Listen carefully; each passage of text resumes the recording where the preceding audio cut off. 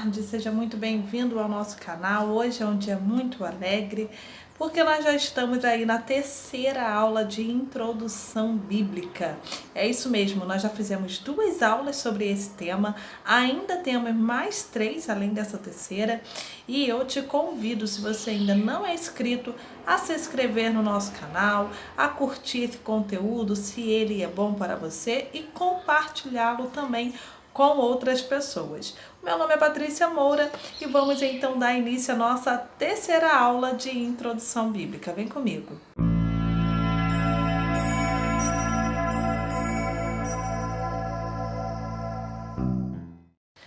Então, para a gente iniciar essa aula, tá relembrando, nós já falamos aí de 2 temas. O primeiro tema nós explicamos sobre inspiração, iluminação, revelação da palavra.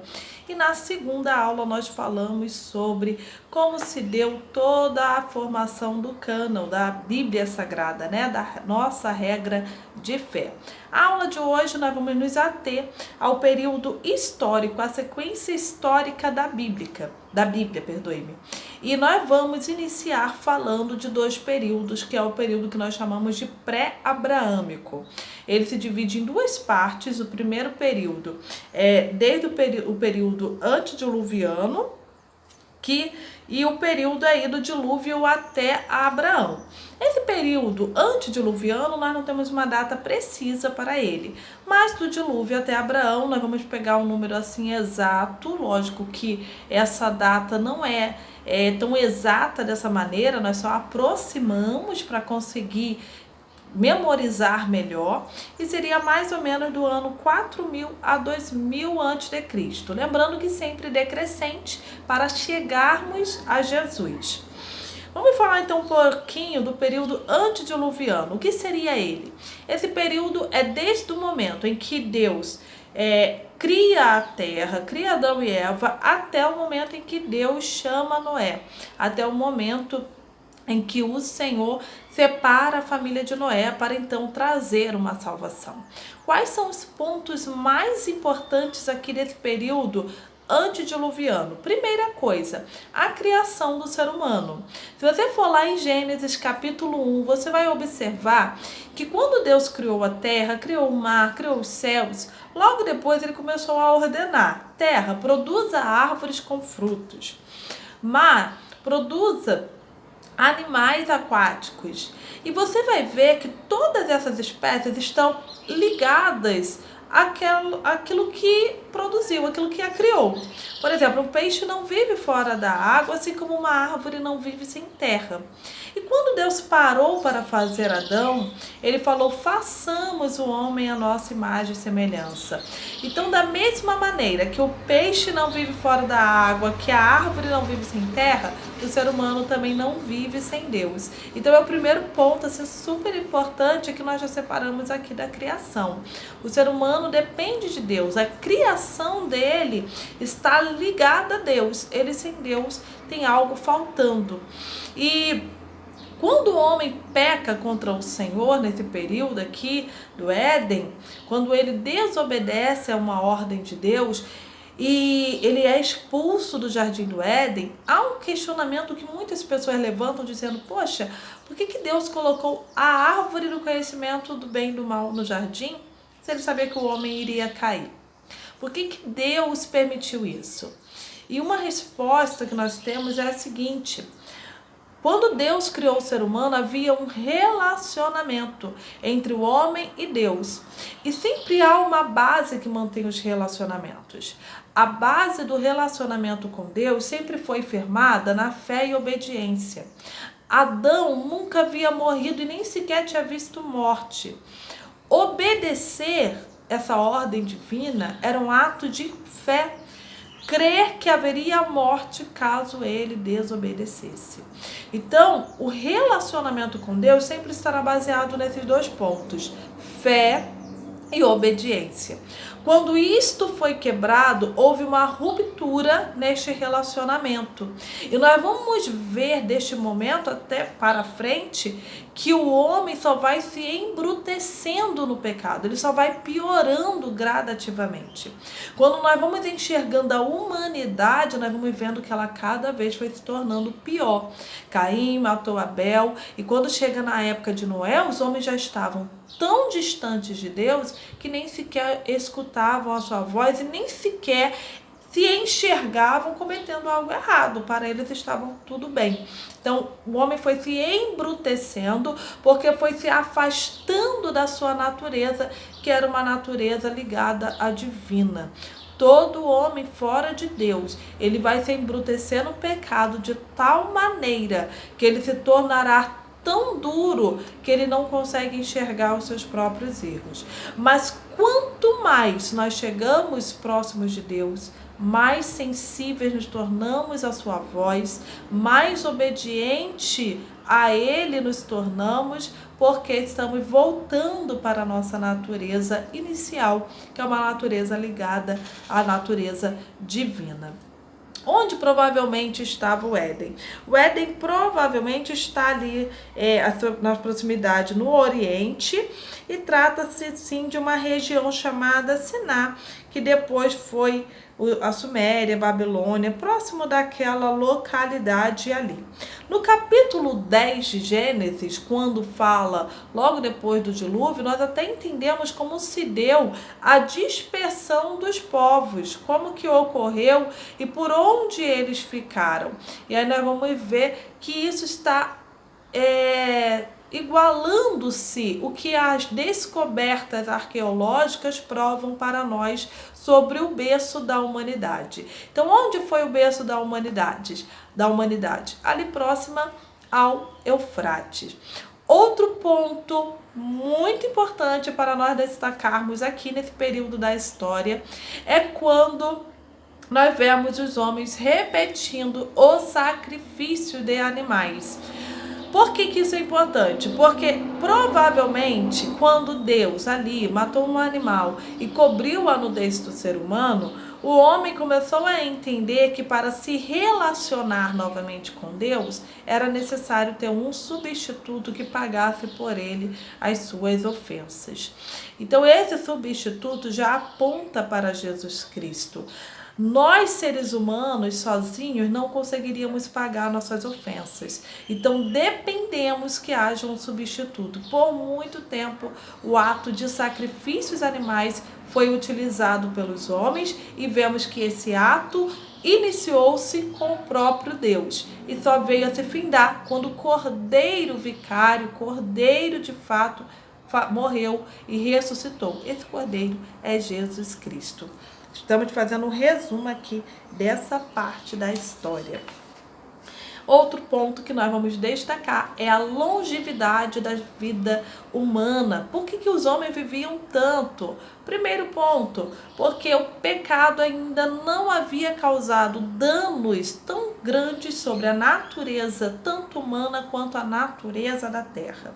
Então nós temos um clima diferente, nós temos alimentos diferentes e a própria natureza humana ainda não estava tão corrompida e tão vulnerável a doenças. Então, por isso, uma vida tão longa. Outro ponto é porque a humanidade precisava crescer. Então, se o homem vivesse pouco, como encheria a terra? Nós temos poucas pessoas, mas conforme elas vivem muito, elas também têm muitos filhos e acaba que a terra vai ser cheia de forma mais rápida. Terminado este período aí do antediluviano, nós vamos entrar no período do dilúvio a Abraão. Esse período provavelmente vai de 2348 a 1921, então 427 anos do dilúvio até a chamada do patriarca Abraão. E vamos entender um pouquinho o que acontece aqui. Lembra o que eu falei? Relacionamento com Deus está baseado na fé e obediência. Nunca tinha chovido sobre a terra. A humanidade está no ápice do pecado e a Bíblia diz que Deus se arrependeu de ter feito o homem. Esse arrependimento divino não é como o arrependimento humano, porque Deus não arrepende-se do que ele faz, porque ele é perfeito. O arrependimento aqui está ligado a não querer que o homem tivesse chego a este ponto do pecado. Até porque, se Deus tivesse arrependido de ter feito o homem, bastava ter levado Noé para o céu, junto com sua família, como ele fez com Enoque.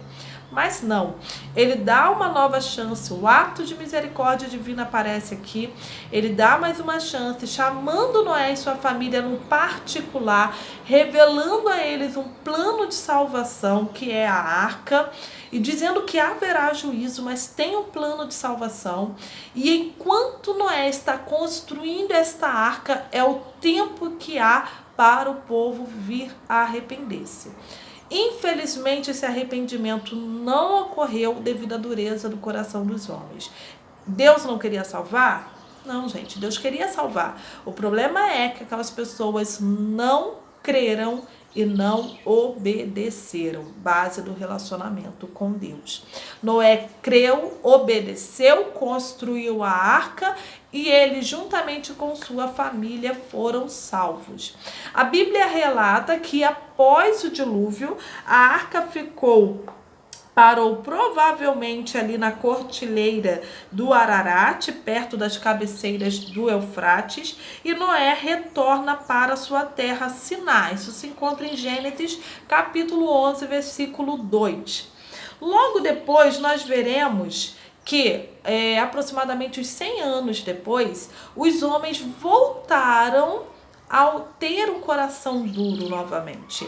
E um homem chamado Nimrod, ele levanta um plano de construir uma torre que chegasse ao topo dos céus e onde eles ficariam todos ali reunidos sem espalhar-se pela terra. O espalhar pela terra era uma ordem divina. Então, olha, está se quebrando de novo o relacionamento, porque eu estou desobedecendo. E eu desobedeço porque não creio. Provavelmente eles não criam. Poxa, a gente vai se espalhar pela terra, como que vai ser isso? Se a gente ficar junto, a segurança é maior.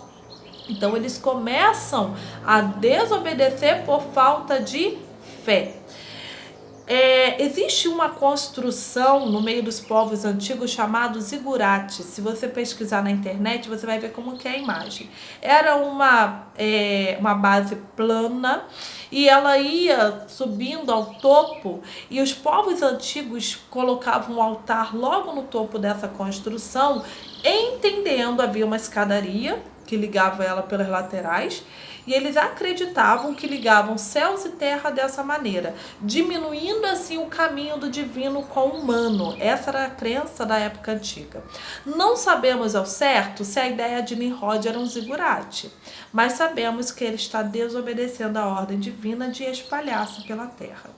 Por isto, Deus confunde a língua dos povos e daí sim há a dispersão das nações. Sem Cã e Jafé, as descendências, nós vamos ver agora se cumprindo aquilo que Noé havia predito. Pois a descendência de Sem foi uma descendência mais inclinada para o cunho religioso, a descendência de Jafé foi ali para o lado da Europa, dando de fato o cumprimento da profecia de Noé, quando eles são prósperos, tanto ibérico quanto economicamente. A descendência de Cã, de fato, se tornou serva. Não no início, porque no início da história da descendência de Cã se destacaram grandemente na história como os egípcios, os babilônios, os sumérios. Então nós vemos que eles só vieram a vir à servidão posteriormente, debaixo das mãos dos jafetitas. Então se cumpre o que Noé havia predito. E isso também é comprovado pela arqueologia. Então, quando nós lemos Gênesis 10, nós vemos como que se deu a origem dos povos. Mas a Bíblia não quer se ater a explicar tudo o que aconteceu com a descendência de Cã, tudo o que aconteceu com a descendência de Jafé. Não. A Bíblia ela tem um tema que é a redenção. Então Deus é como se ele desse um resumo da história para Moisés, que está escrevendo ali Gênesis, e então ele já pulasse para o ponto onde inicia esse plano de redenção. E como que iniciou? Na chamada de um homem. Eu levei muito tempo para entender isso. Por que Deus escolheu um único povo e não salvou os demais? E um dia, em uma escola bíblica, uma professora minha, chamada Edneia, que é uma bênção ainda, ela me explicou isso e eu uso até hoje essa explicação dela.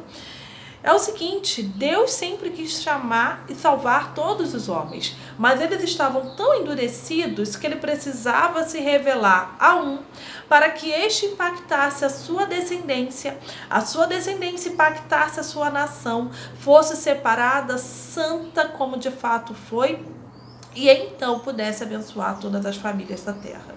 É lógico que você sabe que Israel falhou muitas vezes, mas isso nós vamos ver mais à frente. Hoje nós estamos falando de Abraão. Deus chamou Abraão da terra de Ur dos Caldeus.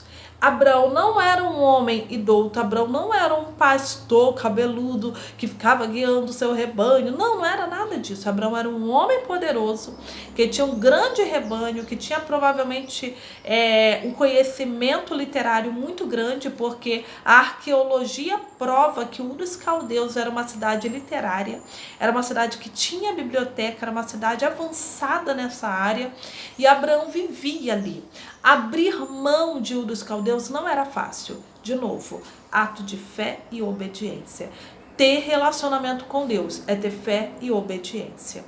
Quando Deus chama Abraão, o chamado é muito difícil, porque ele tinha que abrir mão de uma terra que era primeiro mundo na época e ir para um lugar que ele não conhecia. Ele desce a Harã junto com seu pai Tera. Teu pai vem a morrer, e quando seu pai morre, então ele dá continuidade e vai para a terra de Canaã, que não era sua por direito, mas era sua por promessa. E Abraão crê na promessa divina e anda como peregrino na terra de Canaã, obedecendo a voz divina, obedecendo o que Deus havia lhe dito.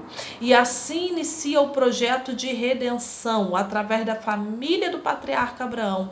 Deus vai começar a ensinar o que é caminhar com ele. O homem se afastou disso desde lá do Éden. Deus veio falando individualmente com algumas pessoas, mas agora ele precisa de um povo para guardar a sua mensagem, para levar a sua mensagem a todo mundo, para abençoar as nações da terra.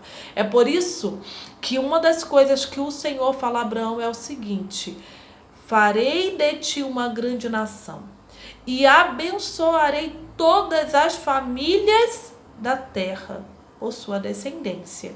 Então, a descendência de Abraão abençoou todas as famílias da terra. E Abraão, ele vai ficar ali na cidade de Canaã, na terra de Canaã, ouvindo e vivendo grandes experiências com o Senhor. Patrícia, como foi que Abraão ouviu a voz de Deus e obedeceu assim?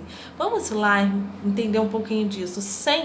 Provavelmente, se na genealogia não há muitas rupturas, Sem pode ter sido contemporâneo de Abraão durante 150 anos, e Abraão pode ter ouvido sim a história da salvação do Deus divino a Noé. Se isto não aconteceu, de fato foi a ação divina, e houve fé ali no patriarca Abraão para crer no que o Senhor estava falando com ele. Esse é o período que nós estamos nessa terceira aula, um período pré-abraâmico, um período mais curto.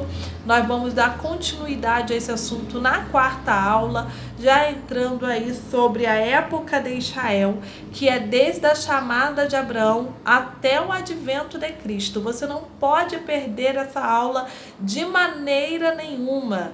Então eu já te convido a continuar conosco, a se inscrever no canal, acione o sininho para receber as notificações pregações, compartilhe com outras pessoas. Há muitas pessoas que têm dificuldade na leitura da Bíblia e o objetivo do nosso canal é melhorar, facilitar esse contato aí com a Bíblia Sagrada. Até porque, se você quer se relacionar com Deus, você precisa usar esse meio de comunicação que Ele criou para você, que é a Bíblia. E se você quer manter esse relacionamento saudável, obedeça e creia. Creia no que o Senhor irá fazer. Ainda que tudo seja impossível aos seus olhos, continue com a fé firmada em Deus, porque quando o Senhor dá uma palavra, Ele cumpre. Nunca tinha chovido e choveu sobre a terra. Abraão saiu de uma terra que era maravilhosa, foi para uma que não conhecia, e hoje Israel está lá, plantada no seu território, Então, irmãos, Deus é fiel para cumprir com a palavra dele, mas nós precisamos também sermos fiéis para vivermos a palavra dele. Eu peço ao Senhor que abençoe a tua vida grandemente e que todos os momentos que você tirar para estudar a palavra dele, que ele possa te iluminar, te abençoar e que o nome dele seja glorificado através da tua vida. Até o próximo vídeo, em nome de Jesus.